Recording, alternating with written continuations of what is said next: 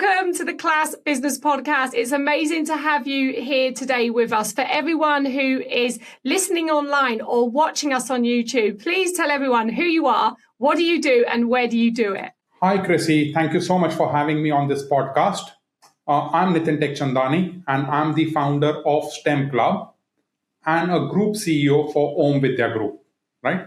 So STEM Club is a specialist STEM enrichment program that works with schools and communities all across UK. We are helping children develop curiosity, creativity, confidence, problem solving through hands-on learning.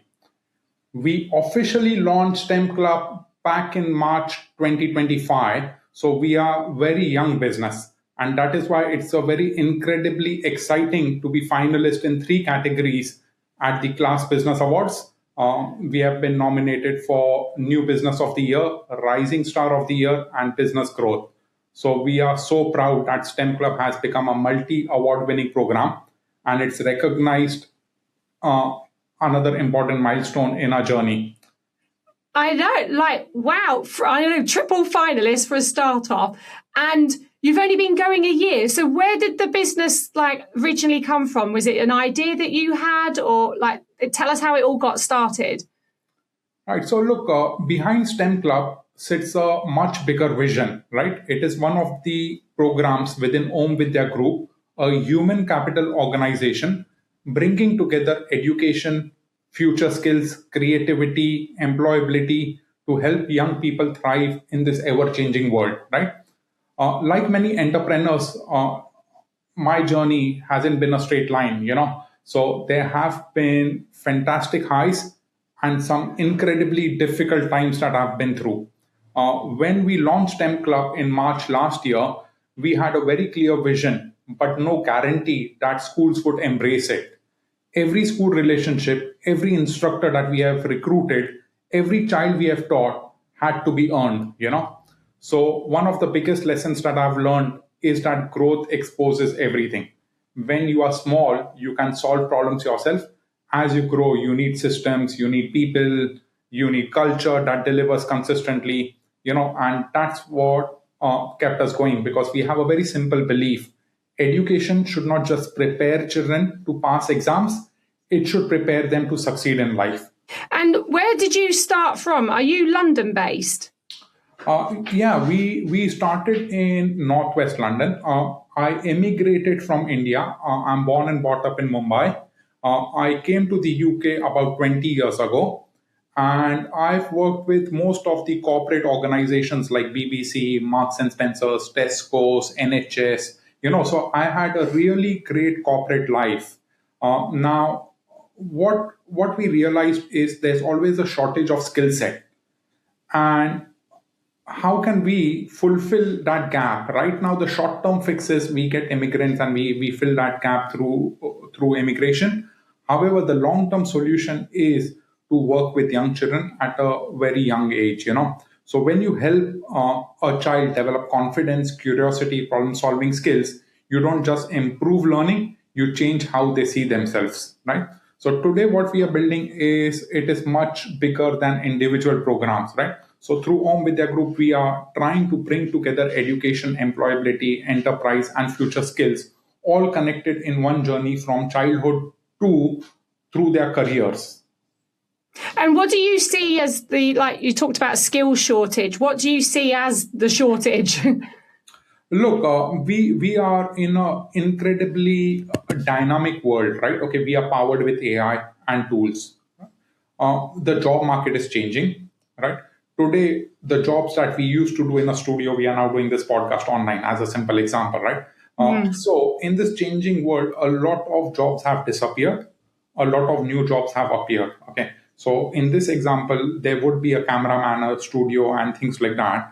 But now there is a technology team who has put together a software, right? So the jobs have changed.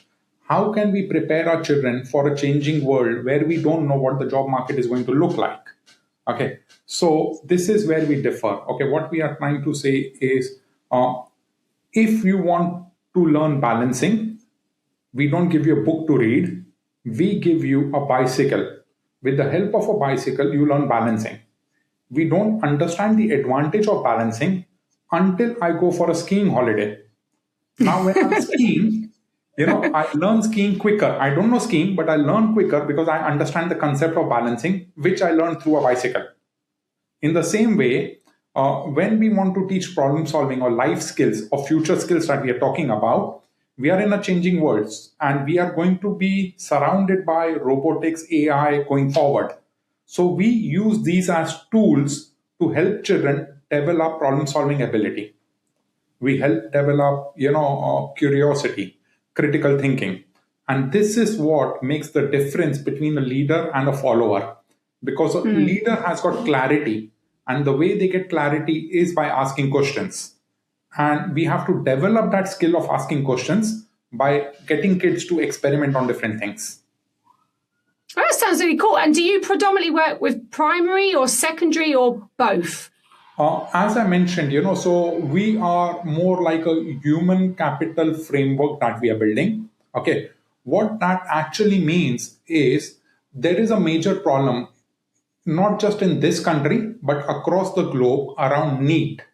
I don't know how much you know about NEET, but NEET is a person who is not in education, who is not in employment, who is not in training, right? So these are children who are left in the limbo where they don't know what to do.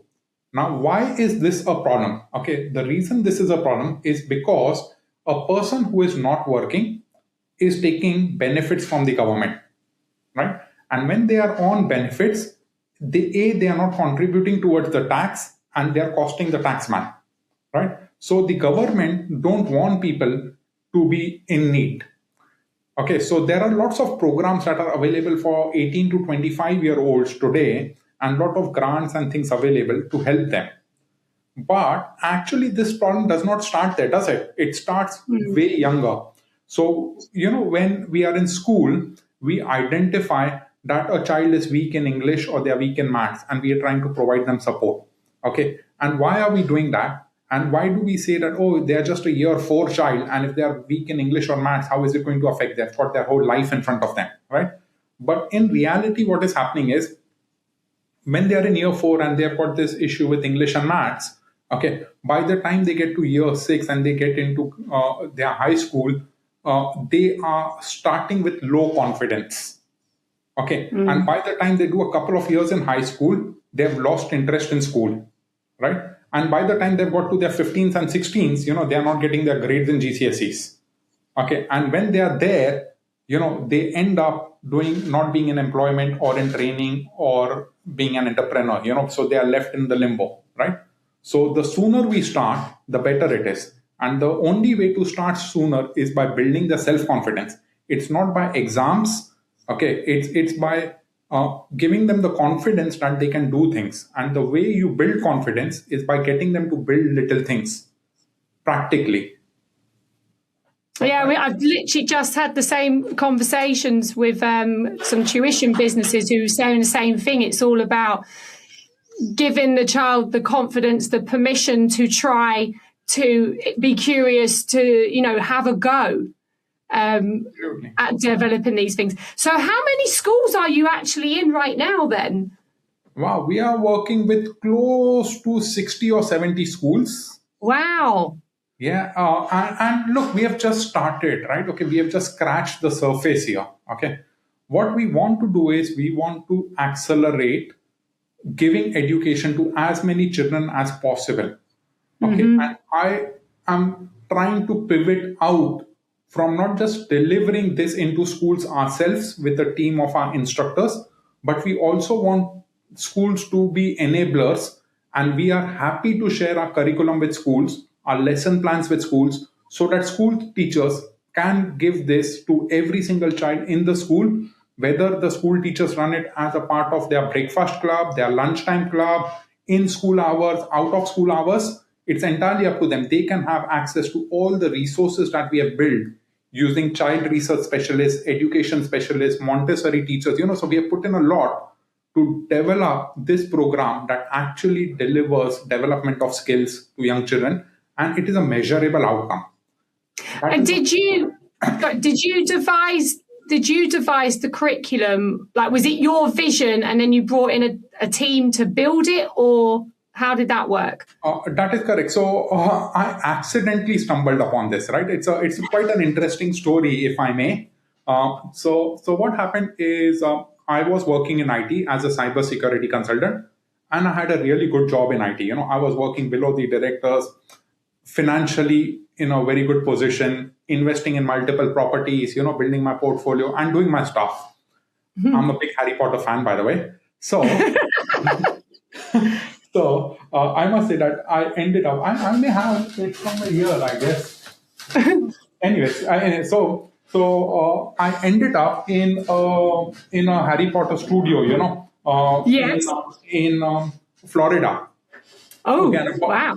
I bought up a Harry Potter wand for my son. He was 8 years old at the time.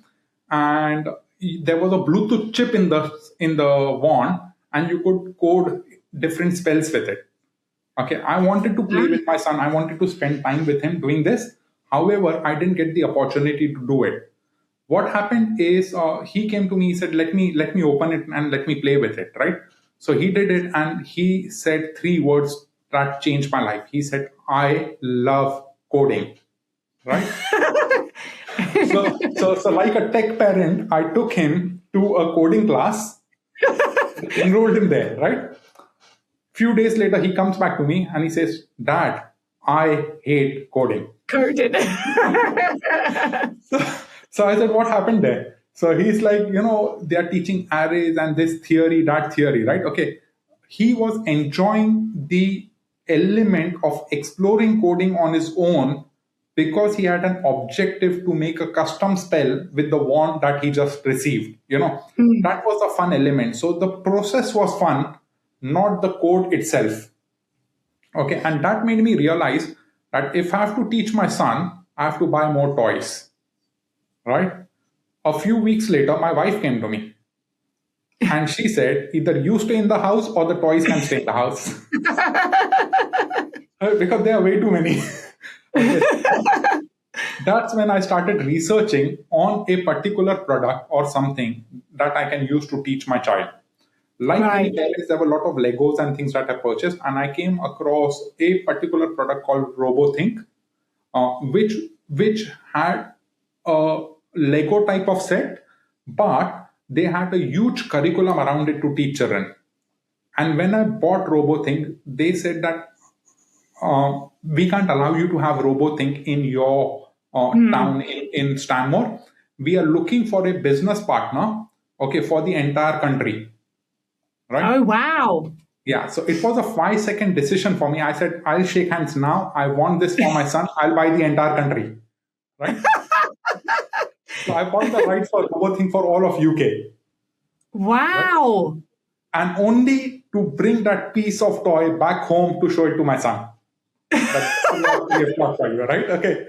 So my wife is like, you're crazy. I left my job. I left everything. And when I started looking more and more into it, I figured that this is a phenomenal way to teach children because I've been in IT. And I've seen these things, firsthand, and this is a way to go about and help kids out. From there, I started growing and got too deep into education to understand the gaps, to understand where we are lacking. And that is where we came up with a framework.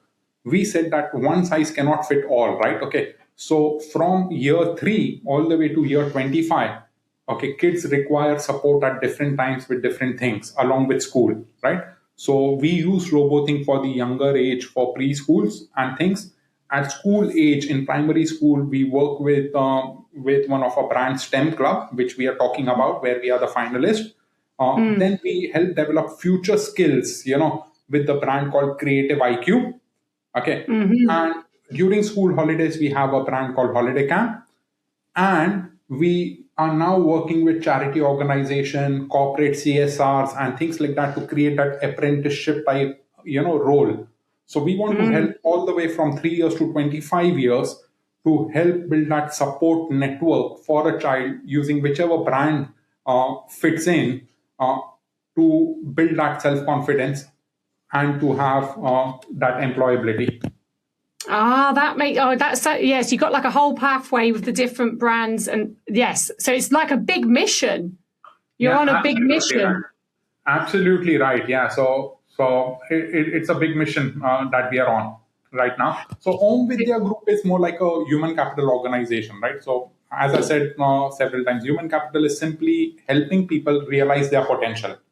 Uh, Right. for us, it means developing knowledge, skills, confidence, creativity, leadership, employability throughout a person's life. And we have realized that challenges in society talk that we talk about today is skill shortage, employability, artificial intelligence, and even youth unemployment. They don't suddenly appear at the age of 18. They begin much, much earlier. So instead of seeing education, employability, and enterprise as separate problems, we are connecting them into one lifelong journey. And STEM Club is a very important stage of its journey right now. Oh, it totally makes sense. And all the work that you're doing in schools, you're obviously having a massive impact on children's lives every single day. How does that feel for you when you see that difference? Well, I assume you get feedback from the team that are out there delivering. Yeah, absolutely. I'm incredibly proud of the team for the work that they're doing in. It's a They always say teaching is a thankless, selfless job because we are here to shape the future of young children. Where we see ourselves as a middle school teacher, where we give a science kit to a child, or we give them a robotics kit or a computer, and we tell them, here is a device, break it, make it, see what you can make with it, kind of thing. And that is how we see that in their lifelong journey, whatever they become in the future, maybe the next Elon Musk or something of that sort, they should always remember that they have been inspired by something that clicked in their curiosity and that helped them uncover their true potential. Because every child is born with unlimited potential. It's our responsibility to simply help unlock that potential. I love all that. I mean, it sounds amazing. And what's the plan for the rest of this year, like in terms of business development growth? Like, what's on the agenda? Again, we are young, we are agile, okay, and we want to help. Right? This is our north star, if you like. Okay. So what we want to do is we have created our own brands. We run after school clubs. We work with 60, 70 schools at this point in time. Okay. We want to work with thousands of schools.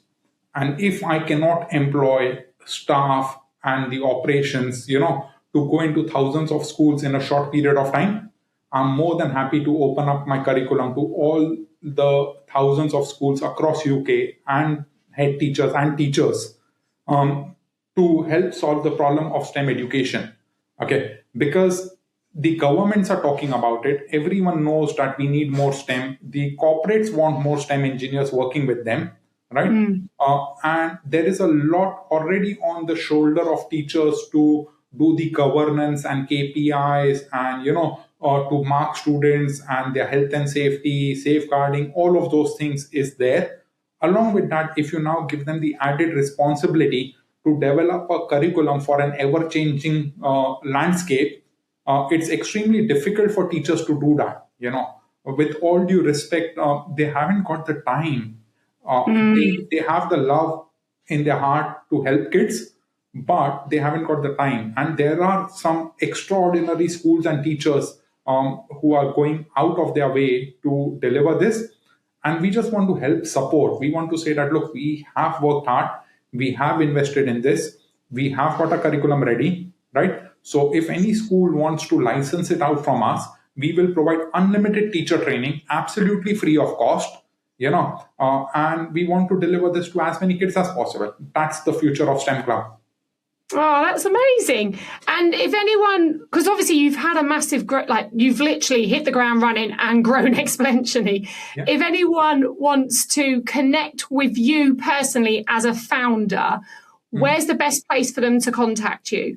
I'm on LinkedIn. Okay. Right. My name is Nitin Teckchandani. Okay, so tech is already in my name, right? Okay, so that's how it is. It is spelled Teckchandani. So if you look me up, you can connect with me on LinkedIn. You can also email me at nitin@stem-club.co.uk.